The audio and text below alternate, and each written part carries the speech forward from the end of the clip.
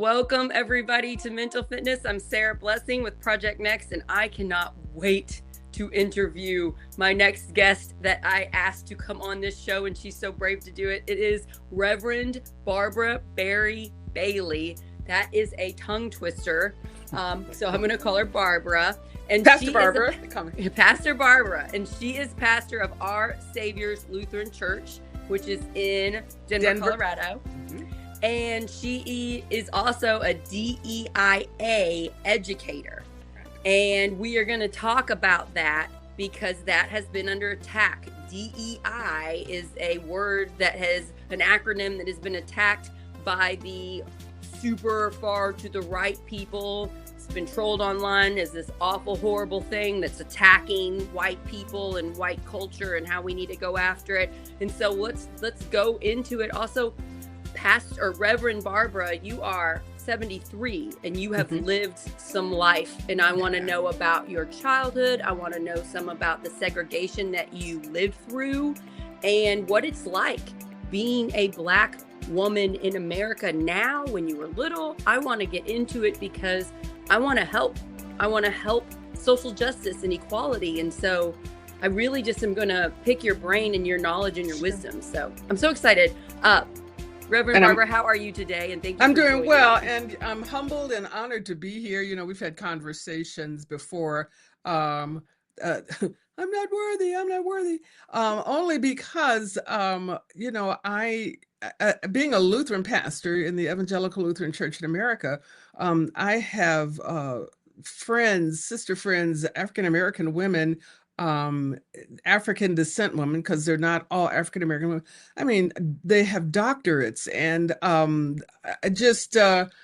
said, in comparison to them, I'm just a scrub woman. No, you were on an episode, I believe it was about 3 weeks ago, with Pastor Rich, where we talked about ICE and immigration. And that's when I realized your wisdom is fantastic. The way you simplify complex situations is what I am searching for. I'm searching for the best words to use to bring peace and unity to our country when we are being divided by social media, by hate, by fear. And so I am so excited you're here today. So you are very worthy. So thank you for coming, even though for some reason you didn't think, no.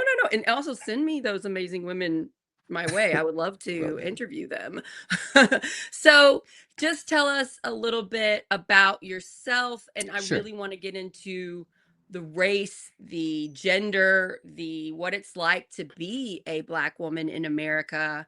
So can you just tell us a little bit about your life, and then I'm going to ask you some questions. Sure. At this point in life, I look back, I've lived in several parts of the United States. People, see the clerical shirt and the cross, and the assumption is that I've always been a pastor. Well, if you know anything about the Lutheran Church, the Lutheran Church has not always ordained Lutheran women. Has not ordained women. So I had a 20-year career in broadcasting before I went to seminary, the Lutheran Seminary in Philadelphia. So it was in public broadcasting, radio, television.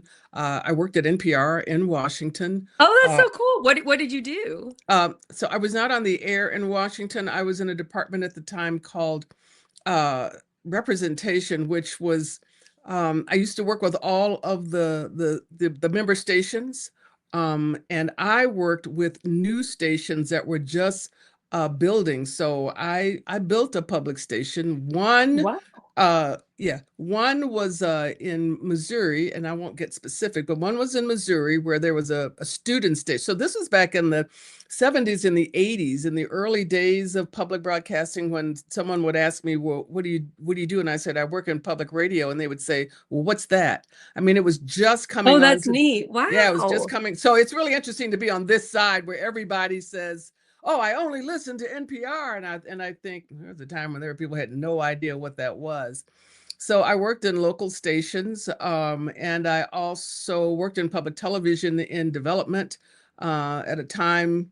I remember a time when stations didn't have to go on the air and do fundraisers. I mean, there are people who say, what do you mean? I said, well, at the There was a time. time when There was a NPR was publicly funded it enough. was NPR and PBS stations, were Like, think about funded. Sesame Street. I think Sesame Street's moving to Netflix now. Yeah, because Yeah. of what's going on in the country now. Yes. Yeah, but yeah, I predate Sesame Street. Can you believe that? Well, I did hear like a few years ago, Sesame Street turned 50. So yeah, Yep. it is, yeah, that is pretty amazing. Okay, so that's really cool that you got your start in like public In public broadcasting. broadcasting, And when do you know the year that Lutherans allowed women to be ooh, reverends? you're gonna give me it was It doesn't have to be exact, just around 80s, 90s, 2000, no, 2010. it was in the 70s. I have Oh, a very okay. good friend, one of these brilliant women, who was one of what they used to call the Magnificent Seven. There were seven women who the first seven women who were ordained. Oh, Um, neat. yeah, and that was, I'm gonna say she was had to have been in the 70s, mid to late 70s. And the thing about, even as I speak, you can research that. You can just go on and Google when was the first Yeah, woman yeah, yeah. ordained in the Somebody Luther in wants us to the put it in the comments. Look it up. Yeah, that's yeah, the interesting. Lutheran Church in America, it was called I just want to LCA. shout out the Lutheran religion because one of the problems I have with Catholicism is we still do not have women priests. Right. And And that is that, so I there are also think two. that they should be able to be married. I There is think a more that conservative branch of the Lutheran Church, and I'm going to just make a correction. It's the denomination, not the religion. The religion is Christianity. oh, Um, thank you for telling okay. I'm gonna get it wrong. Yeah, yeah, Yeah, thanks. no, the religion is Christianity. And I grew up in the more conservative branch of the Lutheran Church. The Lutheran Church Missouri Synod still does not ordain women, and that's the church that I grew up in. I went to Lutheran schools. So the one you grew up in still doesn't allow women. You're in a different branch that does Yeah, allow women. I had to leave and join the, at the time, Lutheran Church in America, Hmm. in order to be ordained. Now you hear ELCA, and when we say Evangelical Lutheran Church in America, a lot of people are kind of turned off by the term evangelical, Yeah, I get but that. yeah, yeah, the white Christian nationalists have appropriated that word, and they've kind of soured it. The word, basically, it's a Greek word, it comes from a Greek word that just means good news. The Huh. euangelion is the good news, and Yeah, good news but isn't so scary, but evangelicals yeah, now. but it loses something in the translation, as they say. So is the ELCA was a merger of three what we call predecessor church bodies: the LCA, Lutheran Church in America, the ALC, American Lutheran Church, and a group of churches called the Association for Evangelical Lutheran Church, AELC, which was a group of churches that split off from the Missouri Synod. So they all came together in 1987 and formed the ELCA, which is a church that ordains women. And in 2009, the church voted to also ordain members of the LGBTQIA plus community. Oh, that's beautiful because Yeah, that's and we even come more under a rare. lot of fire from a lot of, I mean, that caused a split in the church. I mean, a lot of congregations left Yeah, after that. I grew up Methodist and we recently the Methodists had a split as well. Over the Um, same issue. I Yeah. just want to say the issues that you're talking about, the just women getting to be leaders in church organizations, allowing the pride community to be accepted and to be able to work. This is a main reason why I do not attend a church. I cannot handle people using the name of God to discriminate. And so it doesn't mean that I'm not Christian or that I don't pray or have my own faith, but I really struggle with institutions judgment because the Jesus that I believe in Mhm. does no such thing.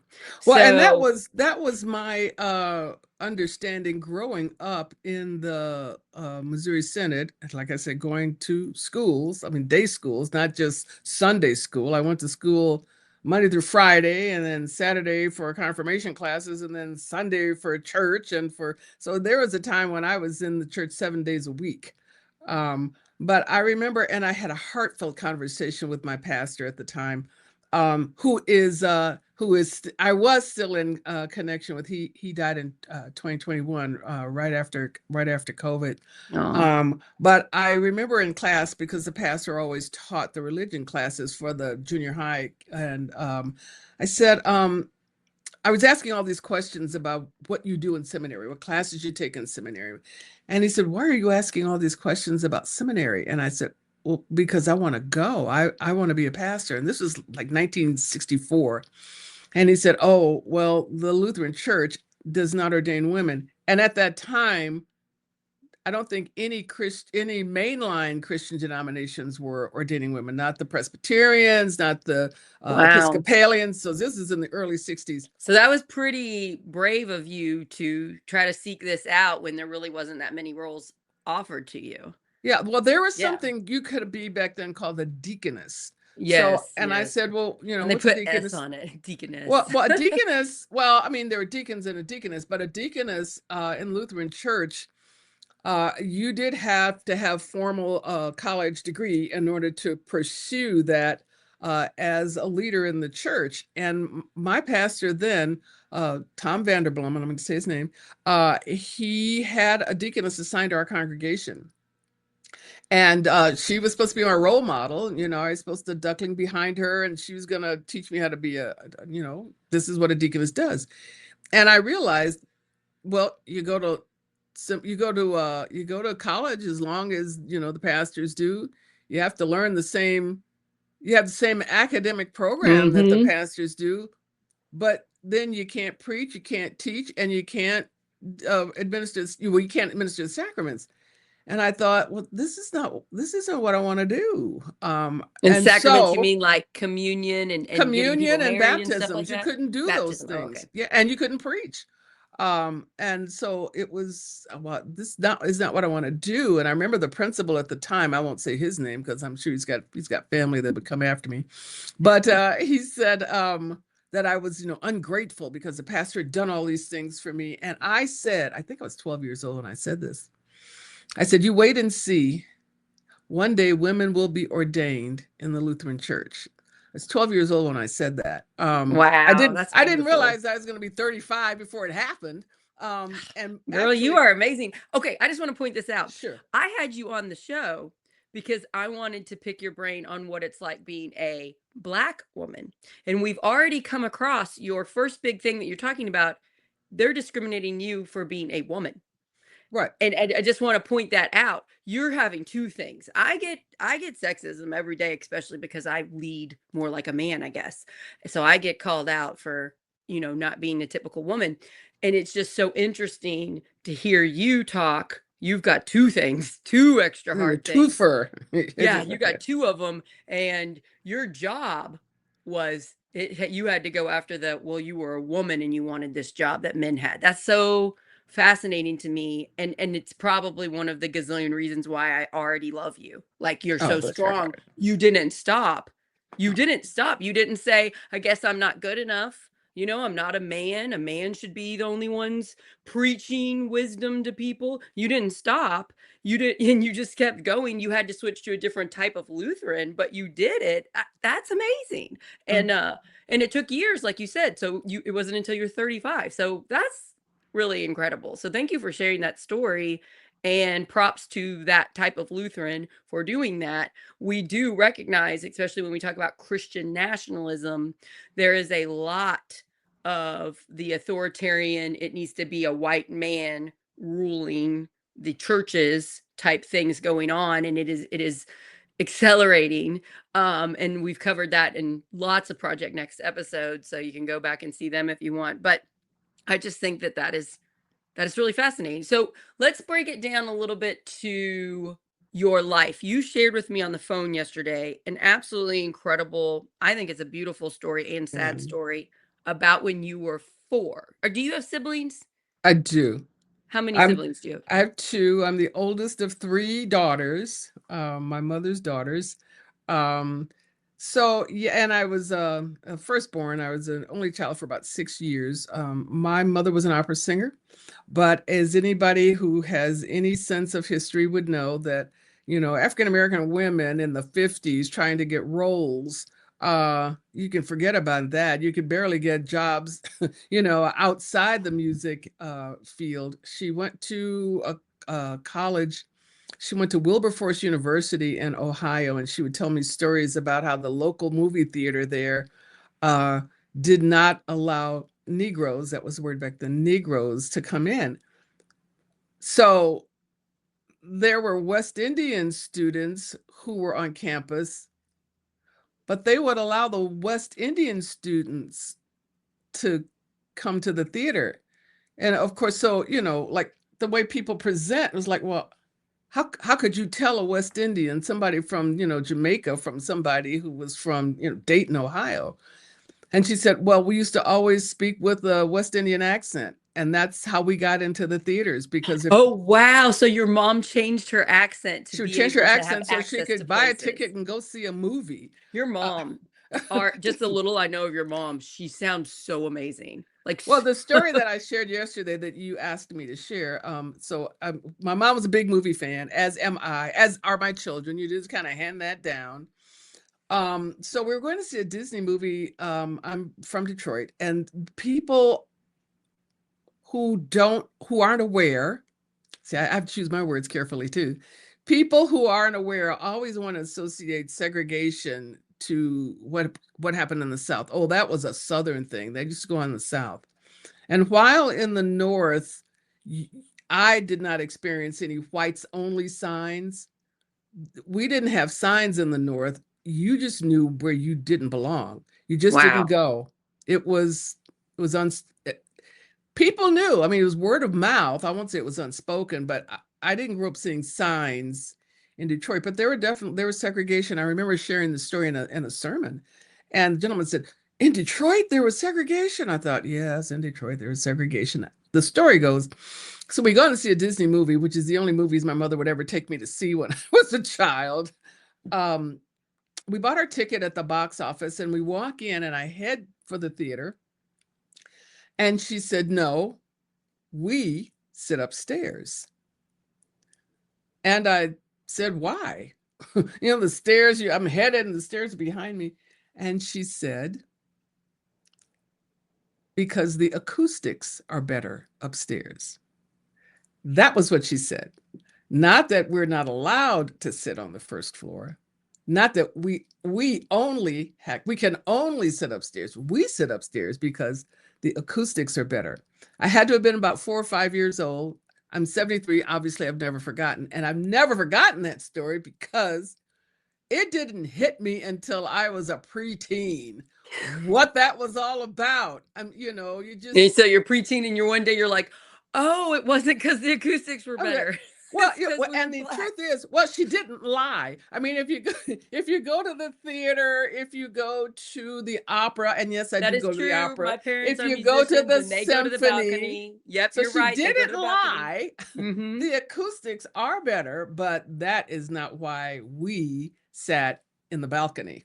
And it's interesting because the way you told that story, you're like, I can't believe my mom said it like that. And I'm just like, oh, I see the love. I see the love of your mom wanting to protect you. I imagine if I was taking my daughter to the movies and we were told we couldn't sit with everybody else because we were other and different and not as good as other people, I would not want to tell my daughter that because my daughter's not.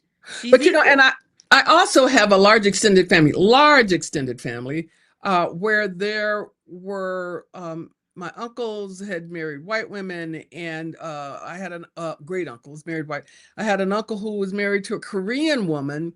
So as at a very, very early age, when we start looking at these DEIA letters, and people are,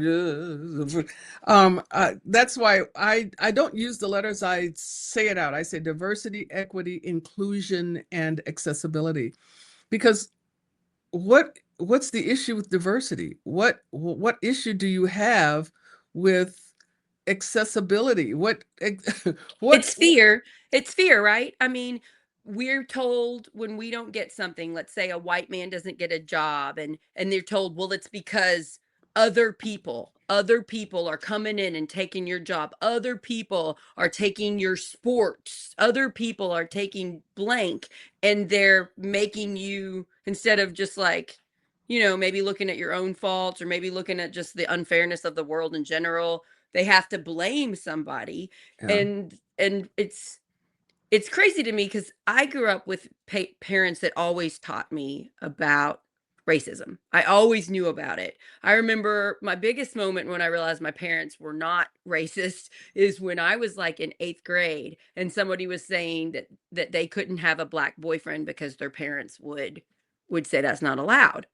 And so I went home and I was like, "Hey," which there were barely any black people at our school, so the likelihood of this happening was very rare. But I was like, "Hey, what if I had a black boyfriend? Would you guys let me have one?" And they said, "Well, it depends on how he treats you. Is he good to you? That's what matters." And I was like, "Oh, yay. I don't think my parents are racist." And then my dad actually is a musician. He's retired from the Louisville Orchestra, and he wrote pieces, several pieces, trying to spread love and the opposite. And my favorite one he did was he took um no, what's JFK's brother name? Robert Robert, Kennedy. Bobby He Kennedy. Yeah. took Yeah, he took Robbie Kennedy's speech in Indy the night that Martin Luther King was shot, Mm.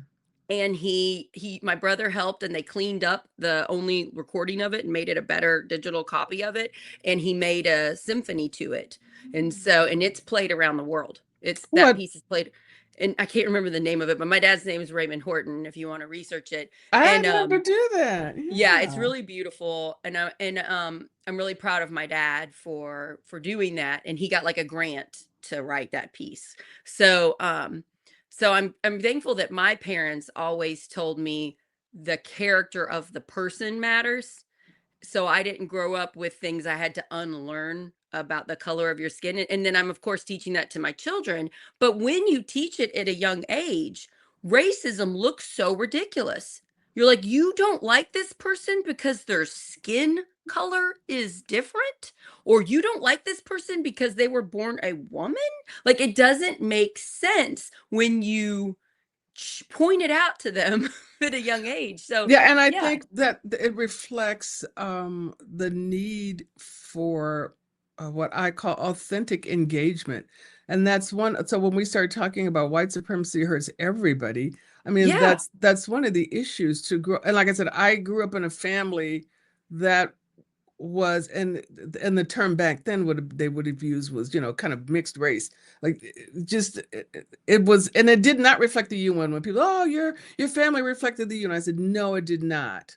Your family Because reflected the, what did you say? the UN, the United Nations, Oh, okay.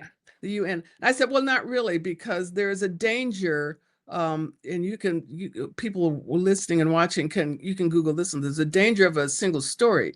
I mean, because I know one Korean woman doesn't mean I know the Korean culture. Right. Because you know one African American woman doesn't mean you know the stories of all Every African African descent American woman. individuals. All right, You but mean you shouldn't just assume because I'm a white woman that you know everything about me, and because you're a black woman that I know everything about you? You mean I should actually get to know who you are as a person? so I had a very interesting story. I was sharing this with my daughter. I served in a congregation in Salt Lake City before I came to Denver, and there was a large Latino population close to where I lived. And so I would always shop at the carniceria looking for specific kinds of smoked meat that I couldn't find in the Kroger.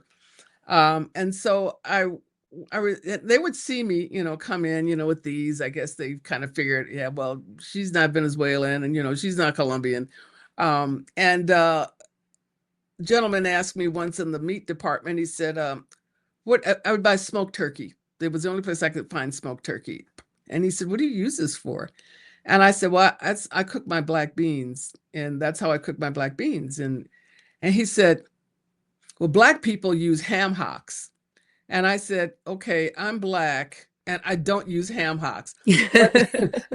But and so that was, yeah. So the black people he knew all used ham hocks. And so he's telling me as a black person that, I'm supposed to use ham hocks. And I said, okay, yeah, I don't So do that. maybe not all black people don't cook the same. Just shine on the light. Well, Maybe. I'm glad he didn't say black people don't eat black beans. That, that's a Cuban thing. But yeah, and that, like I I said, hate Cuban food. that's the danger of a single story, And so when I talk about authentic engagement, I mean, there is a real need for diversity.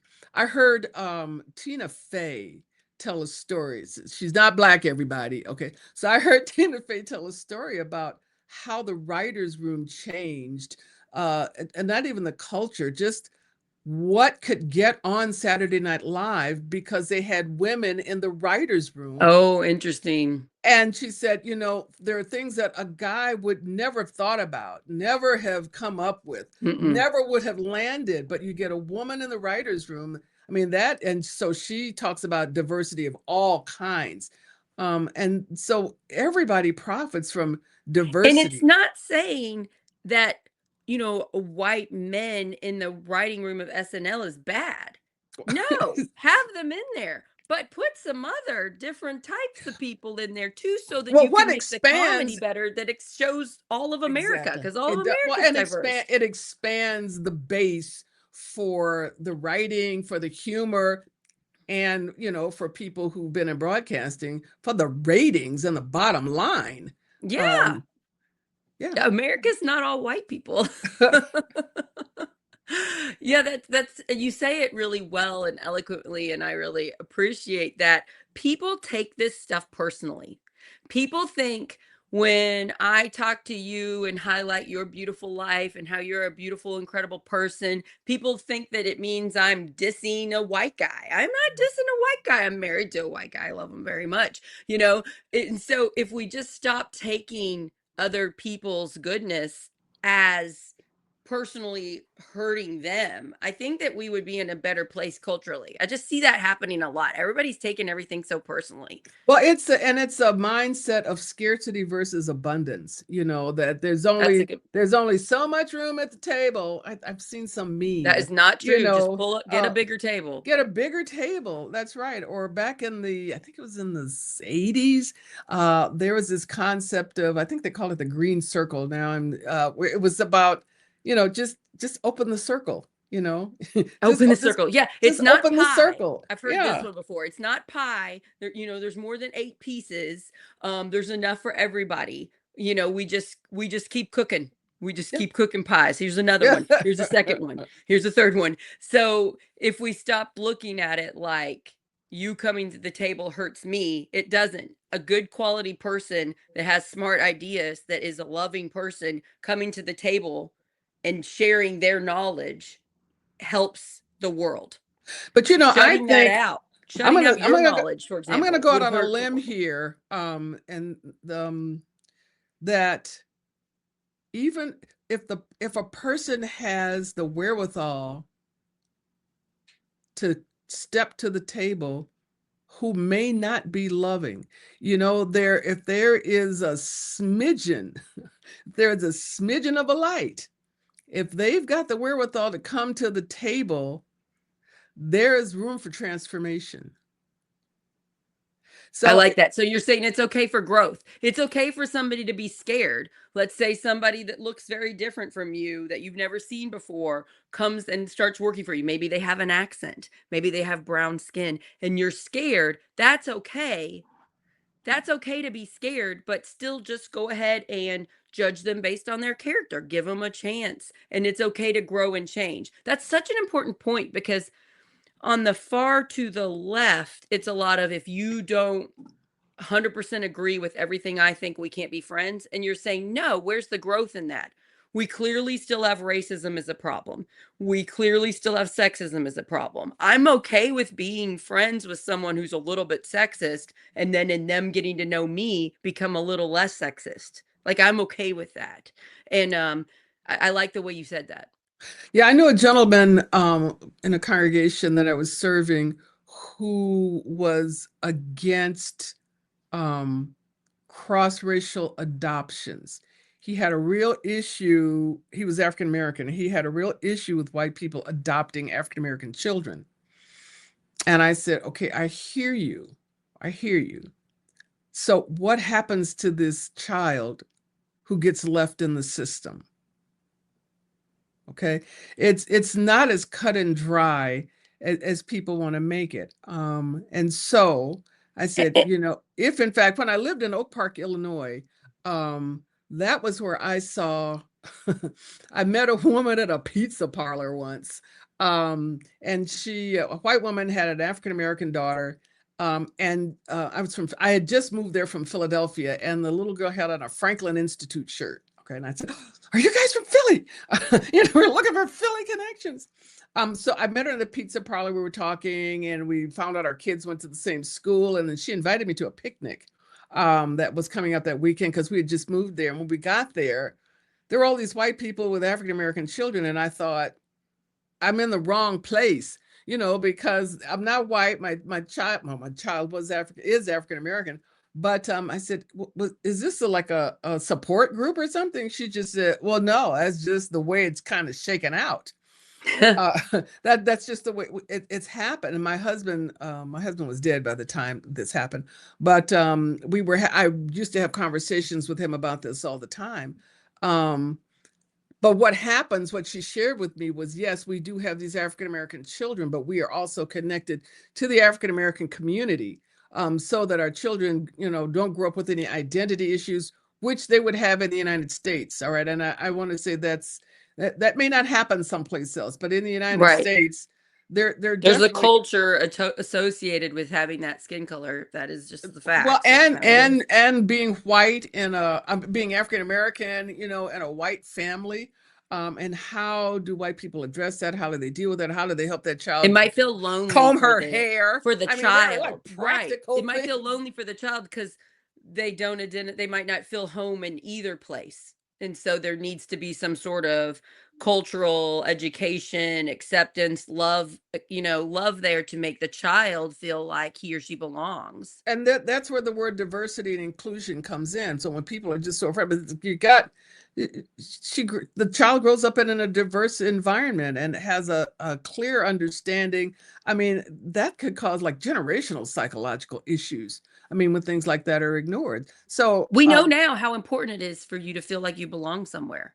It's really important. Like if you grow up and you realize you're gay and your culture doesn't accept it and you keep it from everybody, you really struggle with your own happiness and things just because you can't be you. Being you is so important. So, I don't think those of us that kind of grow up and we are comfortable in the culture we grow up in, we don't really fully understand it unless we learn about it.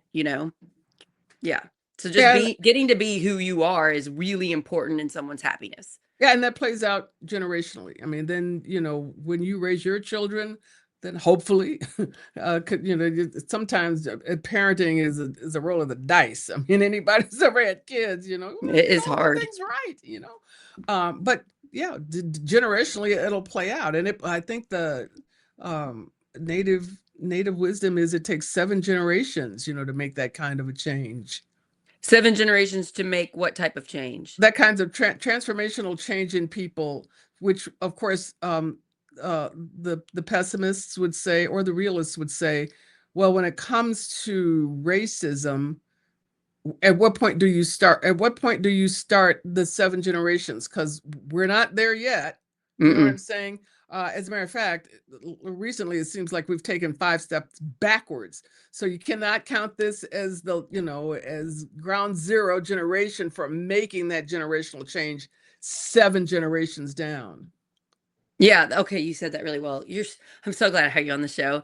Okay, I want to talk about nonviolence and peace and how do we push American culture so that we're less racist? What I That's want to know racist. from you, I want to know. I know we're always going to have it. People are always going to other people. It's just like, and it's a way we use it to manipulate groups to take power.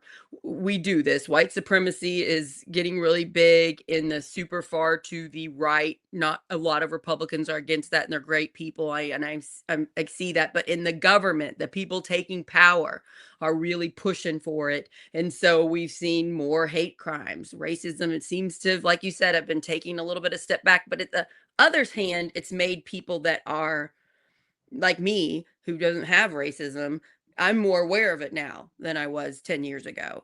And I'm more concerned about it and I want to help more. So it's hurting, but also we're learning about it and we're pushing back and we're trying.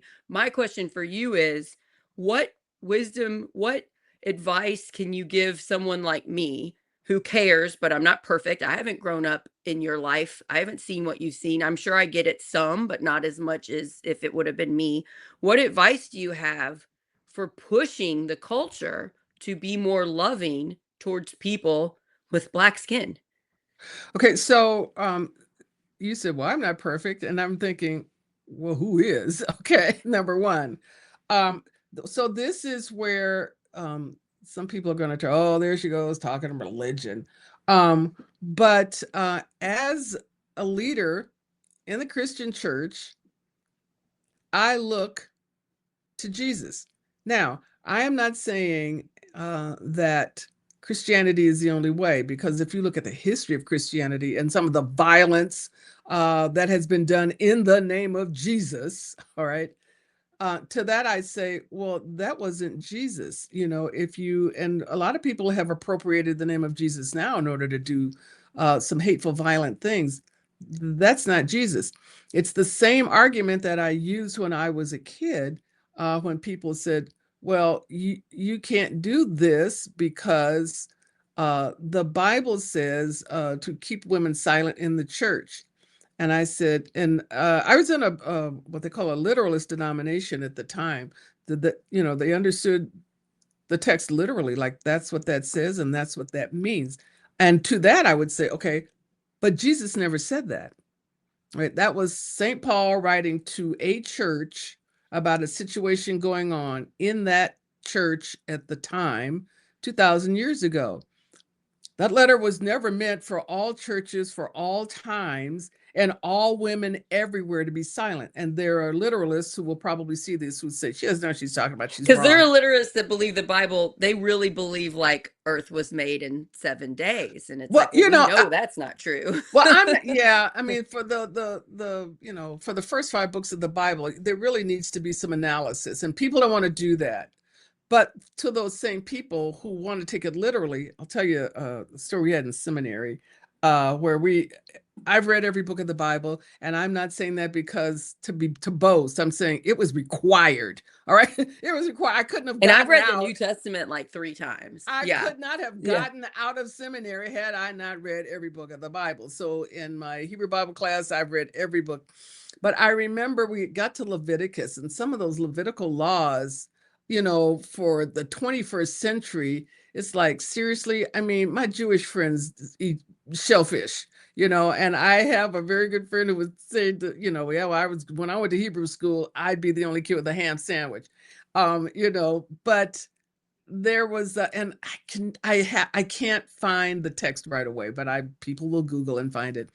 But there was a rule. There wasn't a rule. There was something in Leviticus that said if a woman is unfaithful to her spouse, the flesh will fall away from her thigh. And we said, so that's how I lose those 10 pounds. Cheat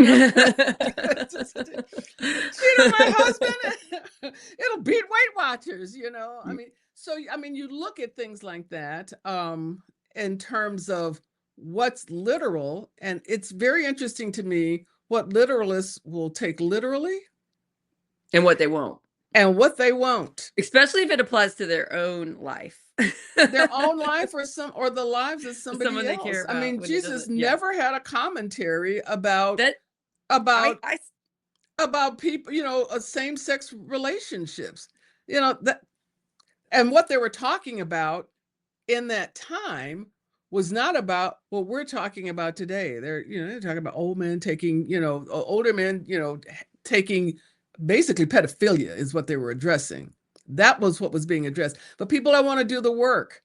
And that's true about a lot of things. Well, because I feel like life is scary and everybody's busy. And so it's kind of comforting to somebody come in and say, listen, I'll tell you what's right and wrong.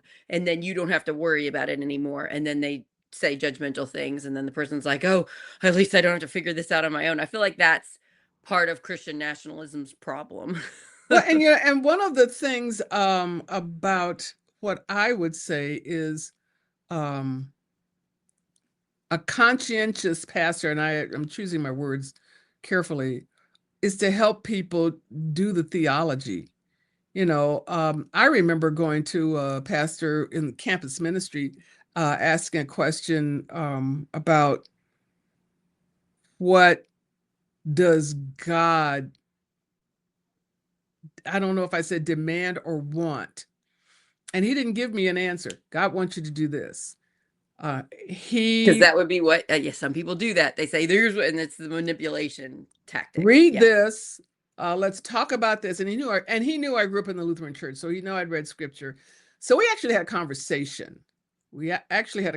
Because, I mean, you just can't pull out one biblical text out of context, use it as a prescription, or as someone used, a battering ram, to knock down, to destroy somebody. That Jesus was not about So you're destroying saying people. you're following Jesus. Jesus is love all, don't judge people, forgive people, care about them. You're following that. And I just kind of want to sum up my childhood, where I grew up Methodist, but I had a youth pastor that was Baptist, that was a bad person. I would say maybe even like a predator type person, really messed with my life and a bunch of people in youth group. And then she went on to other churches, and just years of hurting lots of youth. That really messed me up. And while I was dealing with it, I was reading the Bible, and that's when I decided, oh, the Bible is not equal. I choose to believe Jesus's words over all the other stuff. And now I go deeper than that, and I'm just like, I question morality. I'm just really big on morals. What is the right thing to do? And so That's I called get where you're ethics. coming from. It's called Yes, I get where ethics. you're coming from. And I think that is if you're a Christian, if you're some type of leader, I think that is the right way to go, because you can pick lots of things in the Bible that are terrible and But say that's what Jesus believes. We should follow that. and that calls for analysis of the books of the Bible. What were they? Right now we're going to what were they used for at the time? And even within a certain book, I think Corinthians, you take the First Corinthians, Pauline letter to a church in Corinth. There was a lot of there was just stuff going on. And when people talk about, oh, there's just so much conflict in my congregation, I thought, have you read First Corinthians? But there are pieces of Pauline letters that are songs that were at the time. And I remember talking to one of my profs about this. I said, so it would be like if I wrote a letter to somebody and took a Paul Simon song and dropped the lyrics in. And he said, exactly. It was a hymn that was being used and sung at the time. And the people that he wrote to would have recognized what is poetry at the time. One of my favorite things about translation is many people know the story of Joseph and the Coat of Many Colors. Joseph, they did a Broadway musical, Joseph's Amazing Technicolor Dreamcoat. When I got to seminary and I studied Hebrew, we had took one of the Hebrew readings classes, and we had to translate that from the Hebrew. And the coat that was given to Joseph from the translation, Joseph was given a coat with long sleeves that covered the hand. That's what it said, long sleeves that covered. So, I'm home doing my translation, and we get back to class, and we were reading along, and he said, Bob Borneman, no longer with us, he said, any questions? And I looked around, and nobody said anything. It was right in the class. He was going to let class out early. Does anybody have any questions? And I'm waiting for somebody to say, what is it about this coat with long sleeves? And so before he dismissed, I said, wait a minute, I have a question. He said, I knew I could count on you. I said, what is it with this coat, the long sleeves? What happened to the many colors? There's no word in here that said anything about there's no yellow, no red, no green. He said, exactly. When it was by the time that story was translated into English, a coat with long sleeves that covered the hand would not have been worth anybody coveting or killing somebody over.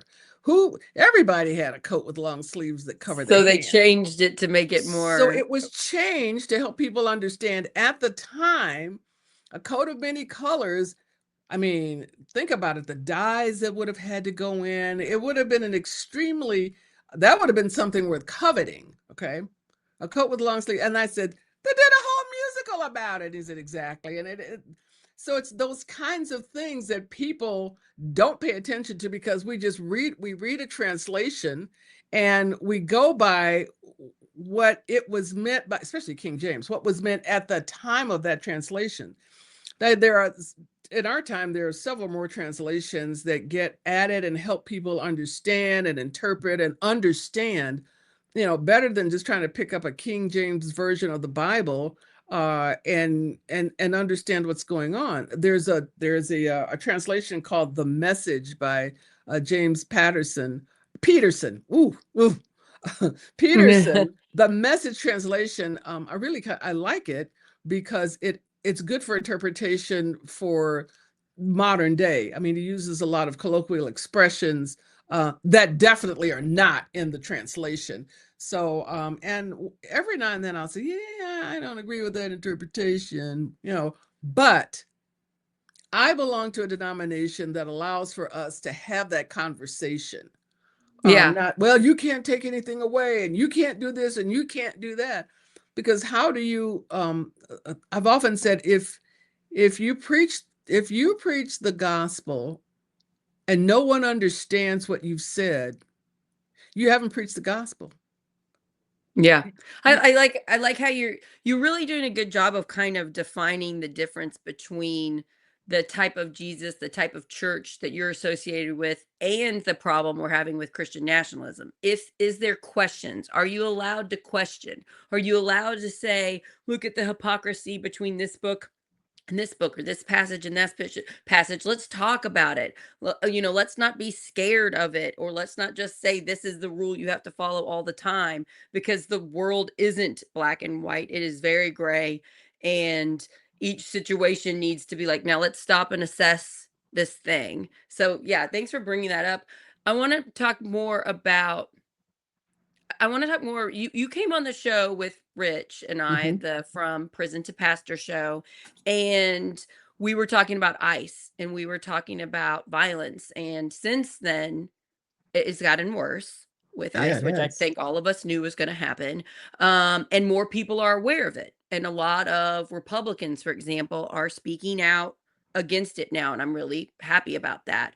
You know, I kind of think it's like, well, the far to the right can only lie to us so much. Our government murdered a white woman, and you think that's not going to matter? Like, you think you can just lie to us? Not saying that all the other deaths weren't equally terrible. Let's just be honest with how we are in our culture. That got more attention. And so a lot of people are just now waking up, when you have been your whole life have been very aware of this country and violence and being scared for the way you look. What wisdom do you have to these people just now waking up, to these people that have been fighting it for a while and are like, why didn't you care last year? Why didn't you care last month? What can we do? Because I want to invite them in. And I want to say, it's okay that you didn't understand the problem. We're all uninformed on bunches of stuff. It's okay. And I want to say, let's, get you informed lovingly, and let's push society forward into a more unity place. What wisdom do you have for us? Because I think we need it right now. We need it. I'm not the last word, and I'm not the last wisdom, but you honor me saying that it's wisdom. It is. And some of the work that I do as a DEI educator, there will be education sessions, and I've secretly, you look out and you see 40 people and you go, these aren't the 40 people that need to be here. The people who want to be here. We need people who don't want to be here, and we can't go out and kidnap them. You're saying the people that come to these classes to get educated, you show up and you're like, wait, you're already educated. You're already educated. We need some other people. Well, And someone made a comment that the bus is leaving the station, I said, I don't agree with that. Or the train's leaving the station and they're left behind. I went, nope, there will always be a train. Okay. And maybe that's the whole grace-centered piece that was kind of, there'll always be a train. And I don't even think it's about grace or religion. Just look at history. All right. There were people, my pastor was one of the freedom riders in the 60s. wow. Yeah, when I was growing up. And there you hear all of these names about, people who died during the civil rights movement, but there's a woman from Detroit, her name was Viola Liuzzo, a white woman, freedom rider, who was killed. It wasn't until I think a white person was killed that a lot of people could relate to what was going on. And even with what's going on with ICE, on September 11th, I was a pastor in Philadelphia. And in Philadelphia, we were sandwiched between New York and Washington, D.C. So there was great anxiety and fear that something was going to happen in Philadelphia, that we were going to be next. So we had a gathering at the church that evening. I saw there were more people in church that night than I had seen on Christmas. People talk people come Christmas. There are people I hadn't seen Christmas and Easter had shown up, and people were sharing their stories. And there was a African American woman who lived in she lived in a rural area in the South. I'm not sure what's, but she said, she used to live in a place that had a lot of land around it. And when she heard about Pearl Harbor, it was like, what is that? But it was just too far away. She was in the South. Pearl Harbor was over there. There was no You're internet. Saying people don't always care about things they can't see, but now this is happening to us here in our towns. So people are just now waking up to it. We can't be mad at them that they didn't care about the thing that was far away from them. We need to accept the people that they're seeing it now. Just be grateful they're seeing it now. I've taken tour groups. I've taken groups and education groups to the Legacy Museum in Alabama, civil right. We call this Alabama Civil Rights Historic Trail. And one of the reasons that the Legacy Museum has not been dismantled is because it's private. It doesn't get government funds. Oh, good. Yes. The president can't touch that. But I am amazed at the number of people who are my age and older who go in there and see all this video about what was going on in Alabama and Mississippi, and they had no clue. They didn't know. Like, how can you not know about the Montgomery bus boy? How can you not know these things? Well, I don't think I was taught it in school. I wasn't taught. I just went out and learned. But it was happening during our time. It was I see happening what you're during our saying. time. Wow. And they didn't know about it Yes, while there it was no happening. internet. And one of the things about, Desert Storm, my brother-in-law was in Desert Storm.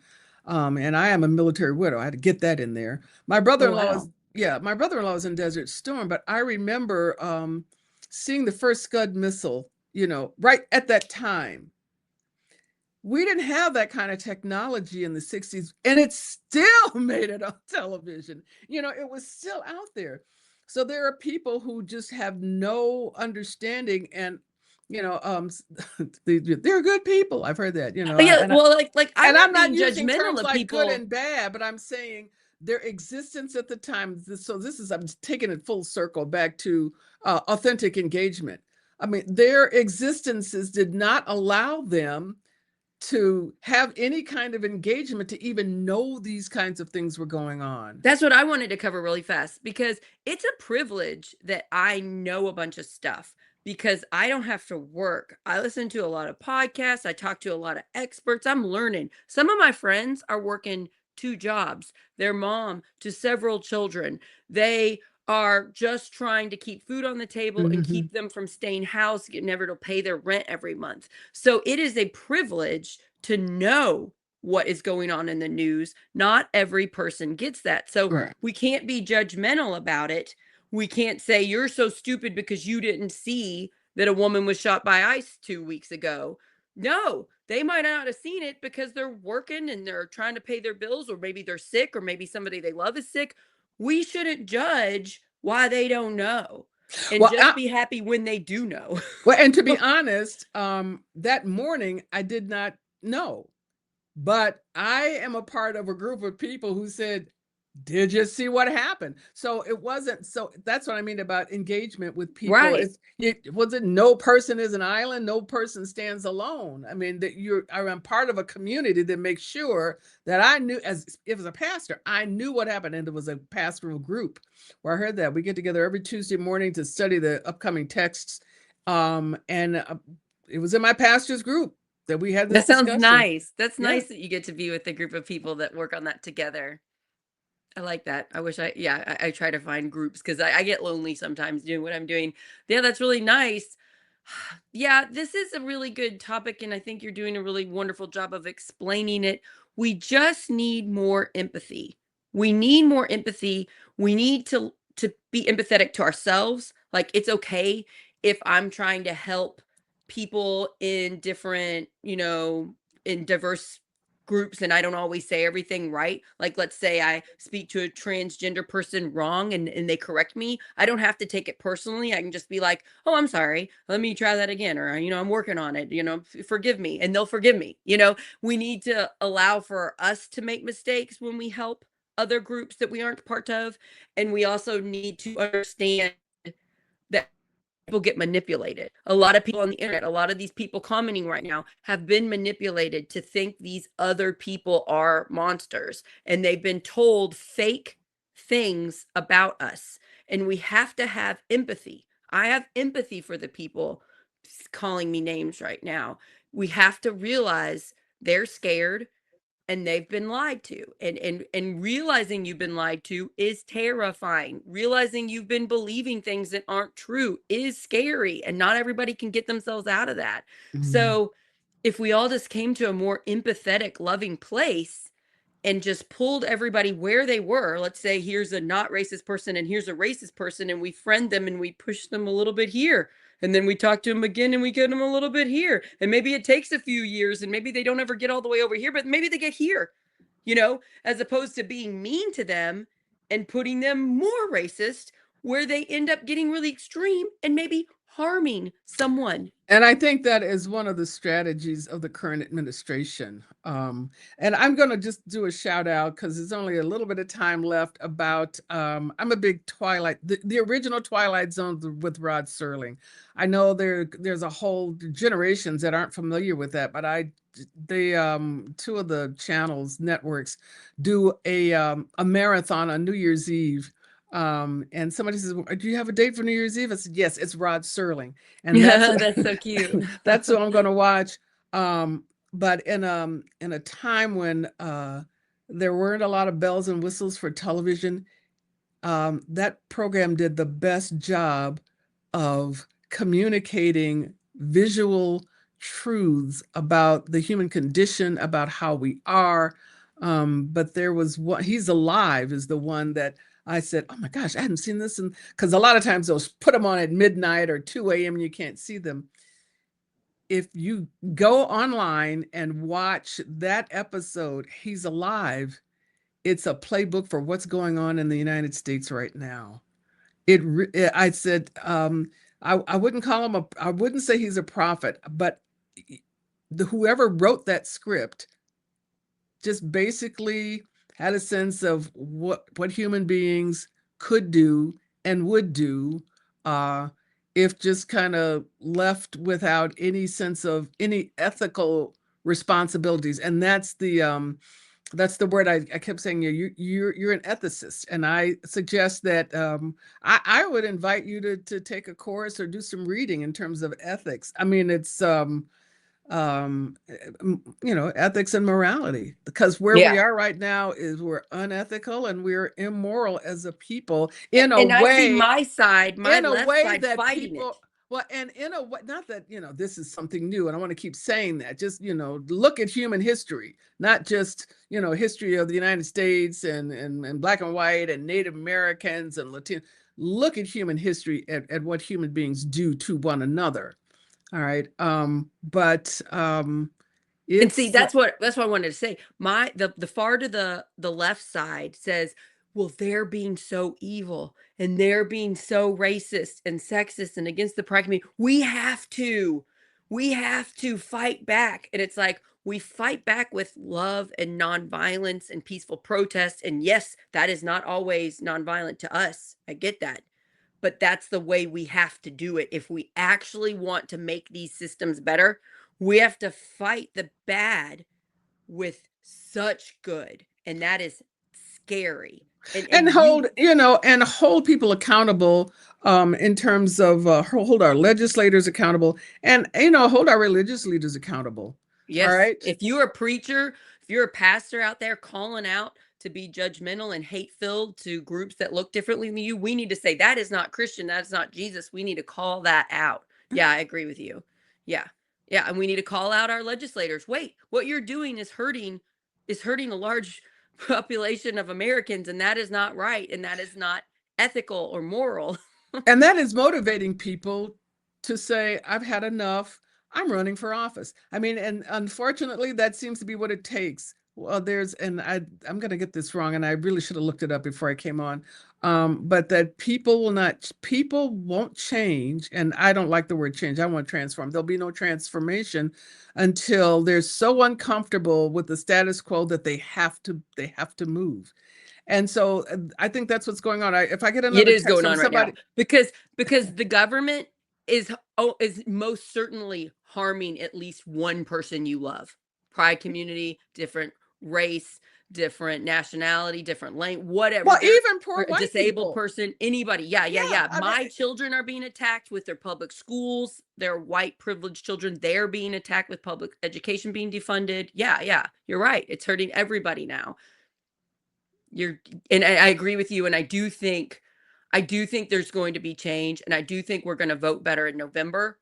My hope is that my side is loving and welcoming to people just now waking up, just now also getting hurt, not being shamed and being, you should feel guilt for it. Just being like, we're so glad you're here now. Like the what is it, the prodigal son that's someone always saying. You just happy they're coming back. Yeah, they might oh, have done oh, wrong, but we're just happy, we're that's happy he's that's the back. that's the parable. You're absolutely right. Very Yes, good. that like that. We should do it like that. And that's the message I really wanted to get across to all of us that are hurting and scared right now, because I got to admit, it's been a rough couple of weeks. It's been a rough couple of weeks with the news. I knew it was going to come in, but phew, I didn't see Venezuela coming. Well, I didn't see that one happening. But, you know, it's going to get worse before it gets better. That's the other thing. It's right. Don't you think it's going to get I worse? do. And again, I want to reiterate, this is not the only time in American history where this kind of nonsense has happened. I know a woman who was born in a Japanese internment camp, in the United States. I mean, during World War II, they just stripped people of where they lived. I Uh, bet we've had women this year and last year that were delivering babies in ICE camps, don't you think? yes. Oh, definitely. I mean, history is repeating itself. Whew. So Yeah. Okay. what's going on is, it's happening to Latinos now. It happened to the Japanese during World War II. Um, African American people have been burnt out, and I mean, not burnt out. I don't mean, psychologically. I mean, people have gone into Black communities and burned their homes and oh yeah, and chased them out. I mean, um, that's something that happened here in Denver with the Asian population, that Wow. that it's not going on now.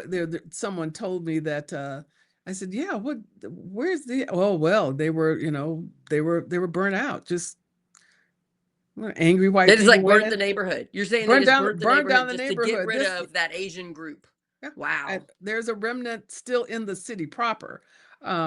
But and then they said, yeah, we don't talk about that. I mean, No, we and that should definitely talk about and that. that's what's going on now. We, the change in the history books, the banishing of all kinds of, the ethnic roles that were played in the building of the United States, that were being purged of that. But we have to keep talking about it. I mean, we need to bring back even the freedom schools, the freedom schools that they had. Bring back the freedom schools just so that everybody can learn about everybody. You're okay. One of the other many reasons why I adore you is you want the truth. Let's just bring it the truth. That's why I like Rich. Rich is like, let's just bring out the truth. Let's just say the whole thing. Tim Peck, my co-founder, he's like that. That's how I am. I don't want to put a Democrat spin on it or a Republican spin on it. I want the truth, and I want to look at it through a lens of empathy and love and forgiveness, and also shining a light on people causing harm. I don't want to just keep letting people causing us harm. Shine a light on it and vote better and make change and fix things. And I think that's how we do it, but it's not going to happen immediately. We're not going to have a big protest and bam, things are fixed. This is going to take years. It's going to take years to fix. Well, and with the whole reversal of Roe v. Wade, they were playing the long game on that. That didn't just happen overnight. Ever since we had the legislation, there were people working to overturn it. Probably they woke up the next day. All right. Yeah. They're playing Yeah. the long game. They played the long game, and now we got to play the long game. I was told by experts like a year ago, it's going to take at least 20 years to get that right back for women to have their right to their health care. And I'm just like, well, think about how many women I love that this could hurt everybody. I care about everybody. I don't want anybody to hurt. So yeah. Thank you. I'd like to have you back on again in like a couple months. I know you're busy, but if just every couple months we could just tackle some of these issues through, again, your wisdom and knowledge and the way you so eloquently can phrase things. It's beautiful. Thank you. I feel lucky. I'm going to call you a friend now. Text me, call me anytime. And I feel really thankful that we connected through Rich. So shout out to Pastor Rich Gianzaro. Yeah. Thank you for connecting us. He goes, I think you're gonna really like her. He told me that. And boy, was he right. Yeah. So thank you, Sarah, my friend. thank you so much for having me on. I hope those who have had a chance to listen have found some ways to alleviate any anxieties that they may have. I know you get some people who say some really hurtful things, but they're just processing stuff, They're processing, they're I'm taking it not letting them personal, off the they're hook. I'm scared. not letting you off the hook. I'm just saying, I didn't see too many like racist stuff, and I was warning you. I was like, I'm scared you might get some, but I didn't. So at least I didn't get that. A lot of sexist stuff. Somebody told me I look like a man on this live. I'm like, man, gosh, wow. What is that? Yeah, gender roles. I mean, it's just how you go after women. You go after their looks. It's just. But I'm okay. I like the way I look. I love myself, so I'm okay. Guy once called me a long time ago when I was considerably younger. Guy called me a communist. He said, "You're a communist." And I said, and it was an older guy. I said, "Clearly you are from a time when that was a dirty word. I mean, that used to really make people upset." I said, "You gotta, come at me with something better than that." Okay. I think I'm getting called just about everything you get called. The funniest thing I get called is when I'm talking to another woman, they call me a lesbian. And I'm like, well, I'm not, but that's also not a bad word to me. Like it's not an insult. I love people. I don't care if they like who they love. Like, so it's interesting to me that it's such an insult to them. It's like the biggest insult they can think of. It's interesting to see how they go after. And it's like, well, how can we hurt this woman that's scaring me with what she's saying? Well, let's call her stupid. Let's shine a light that she's ugly. And what is that? I'm kind of curious about standards of beauty. We could do another whole show on what we call beautiful in this. I know what in this world. In not it's only if it's inside you. If you're beautiful inside, you're a beautiful person, Well, bless you. Bless you. I've traveled throughout the African continent, and I've never been to any Asian countries, but I've traveled a lot. And when you just kind of listen to what people consider beautiful and what people consider ugly, I thought that's pretty interesting because, um, I think somebody made a comment about uh thin. It was a comedian traveled somewhere and his companion or his wife was what we would call overweight. Okay. And when he got there, the reception was, wow, how did you get like that? Because they're in a country where people were kind of emaciated, and so for them, a standard of beauty was that you had some meat on your bones, which meant that you were eating. You weren't living in a place where there was a famine.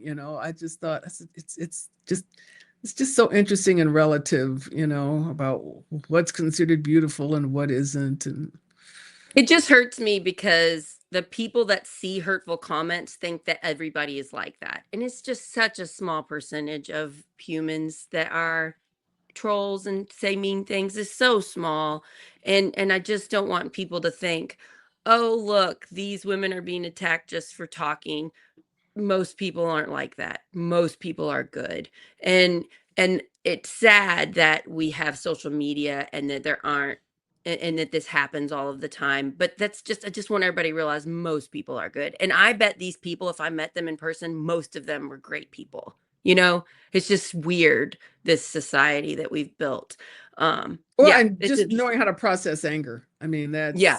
that's a big thing. How do you process your anger? Which goes back to the whole thing about violence and nonviolence. You can edit this, but I remember when I was in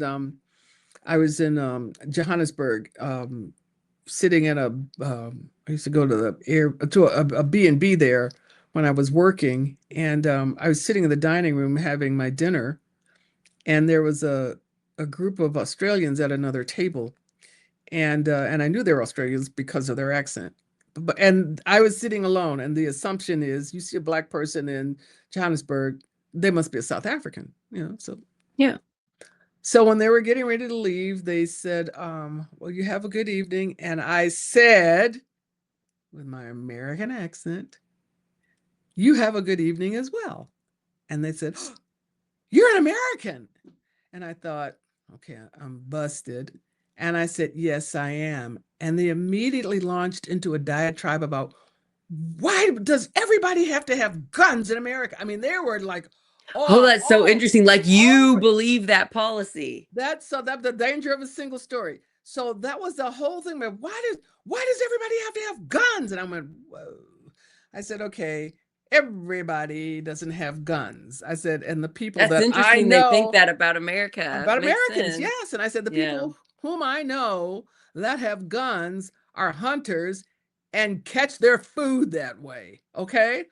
Right. Everybody doesn't go to the supermarket. And you can't find rabbit, maybe in Paris, but You're just being truthful about it yeah, I said instead of being everybody doesn't political. have that. But when I mean, you just look at what's on our TV shows. Some of the most successful television shows in the United States are shows where people shoot or get shot or are definitely using guns. So, this whole thing about nonviolence, um, for people, and I mean the word nonviolence, not hyphenated, not nonviolent, but nonviolence. That's a concept that I think is countercultural here. Yeah. Oh man, I can talk to you all day. Okay, I'll get off, and if you guys could please just share this show with anybody that may enjoy it, and just thank you so much. Thank you so much for doing this with me. I really appreciate it. You helped me. I like the thing about the single story, that we shouldn't just take everybody as a single story. Let's get to Right. know them individually is a really nice way to put it. And that is, again, one of the reasons I wanted you on the show, because you're good at explaining complex things. Well, you live And long enough, you figure it out, That's so you let me know if you ever have like a big topic you want to come on Project Next and explain, and I'll have you on. And otherwise, I might just text you in a couple months and see if I can get you back on again. Thanks so much. Blessings Thank on you. you. With a name like Blessings, I'm going to offer more blessings to you. All righty. Thank you. Yes, you too. I hope you have a most wonderful week, and I'm glad we figured out the time changes Oh, good because you're in Lord. Denver. 73 Math years old. You think is I'd have not it my figured strong out point. by now. Math Time change. No, not my strong point. So yeah. Okay, everybody, have a best day. Have a great Friday. Have a great weekend, and love to all of you. And just hang in there. We're not as extreme as it appears in America. Oh, I did a show with my friend Christopher, who's a Republican, and he's in Portugal right now. He's 21. And he was saying over in Portugal, they know everything that's going on in America, and it's not told through the lens of right or left. It's more just accurate of what's happening. And I'm like, wow, what would Just that be like, just getting the just the news? facts, as they say, Just the just the facts. facts, man. And it's Yeah. like, you're so lucky, because there's a lot of stuff going on, and it's pretty polarizing here in our country. Hmm. And just realizing the world doesn't see it the way we do in America, because of the division, because of the profiting off of our fears and our hate of one another. So I thought that was fascinating and made me feel better, because not everybody is getting what we are getting. I'm glad in Portugal they're not getting that. I'm glad they don't have to experience it, because you know what? It's not comfortable. It's not fun. It's not peaceful. So just to let everybody know, it's not the truth. This division is not the truth. Yeah. All right, everybody, All have a righty. great day. Thanks for taking so much time with me. Yeah. Bye, everybody. Bye-bye.